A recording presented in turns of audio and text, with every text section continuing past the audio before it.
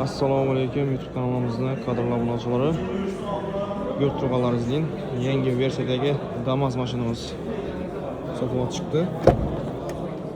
2-3 kuni xudo xolasa dogovor berib qo'yishimiz edi. Hozircha dogovor yo'q. Ko'rgazmada bu. Gelib bemalol minib ko'rsangiz bo'ladi.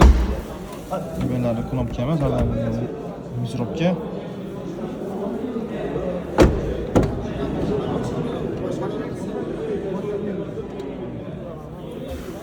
Orqa taraflar lekin belleri kengroq ekan.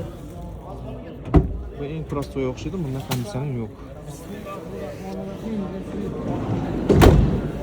Beklanishlar zo'r. Davozat nelar ekan?